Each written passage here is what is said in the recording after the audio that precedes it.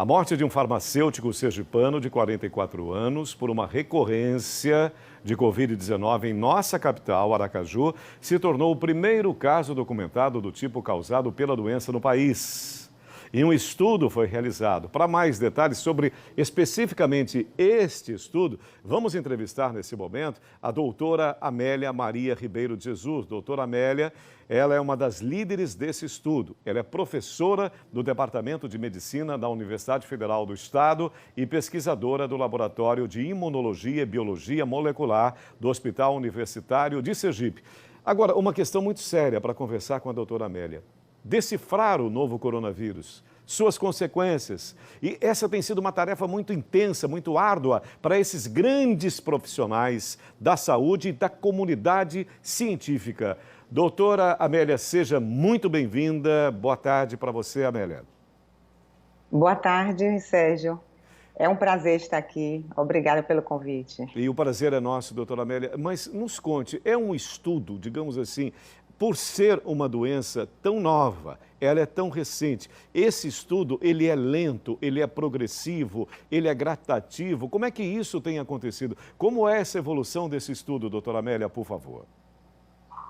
Bom, iniciando como foi feito o estudo, esse estudo foi iniciado por uma equipe de clínicos liderados pela professora Carla Rezende, que montou, junto com um estudante que era interessado em startups, ele montou uma plataforma de acompanhamento por telefone dos pacientes que estavam positivando para a Covid logo no início da pandemia.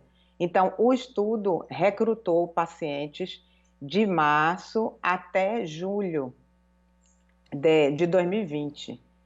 E nesse estudo, a equipe começou a observar que surgiram casos de recorrência de sintomas e PCR positivo também. Então, os pacientes tinham novos sintomas, depois até que retornavam ao trabalho, e depois eles positivavam novamente os sintomas e o PCR positivo. E aí, quando isso foi chamado a atenção, nós discutimos, entramos junto com essa equipe para esclarecer se isso era uma recorrência ou se era uma reinfecção. E a forma de ver se era reinfecção era sequenciar os vírus. Só que as amostras do começo, infelizmente, a gente não conseguiu recuperar as amostras de vírus. Então, nós só conseguimos recuperar 3 amostras, 2 de uma mesma paciente antes e depois, e elas foram diferentes. Então, realmente comprovamos uma reinfecção. E uma amostra desse paciente que morreu, infelizmente, que foi do segundo episódio. Então, essa segunda amostra desse paciente era um vírus que tinha sequências, mutações na região que se liga às células do hospedeiro, que é a região spike, né? Aquelas espículas que toda hora mostram na televisão. E que essa mutação estava associada a mortes na Índia. Então, esse indivíduo, ele pegou essa variante do vírus, que já existe em outros locais do Brasil, mas que, infelizmente, ele não resistiu na segunda vez. O primeiro episódio dele não foi tão grave, mas o segundo episódio, ele evoluiu rapidamente para falência respiratória, foi internado em UTI, entubado, e mesmo assim ele não resistiu. Uma pena, doutora. E já há respostas para esse sequenciamento genético? Já se obteve resposta para os estudos, doutora? Sim, então nesse estudo a gente já publica 33 casos de recorrência. E por que a gente chama recorrência? Porque alguns pacientes podem ter sido assim, o vírus persistiu na pessoa mais tempo, embora a gente ache improvável.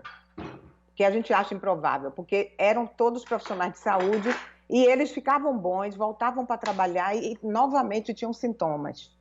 Mas como a gente não tinha sequenciamento de todo mundo antes e depois, a gente não tem essa prova em todo mundo. Então, a gente tem a prova de que um dos casos foi reinfecção. E os outros podem ter sido uma mistura de reinfecção ou até persistência do vírus mais tempo no organismo, com o retorno dos sintomas e retorno do PCR positivo. certo?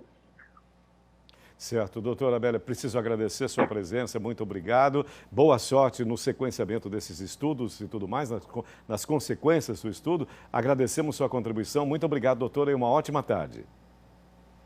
Boa tarde também. Eu gostaria de agradecer também os pacientes que participaram do estudo, além das pessoas todas que contribuíram para a realização desse estudo.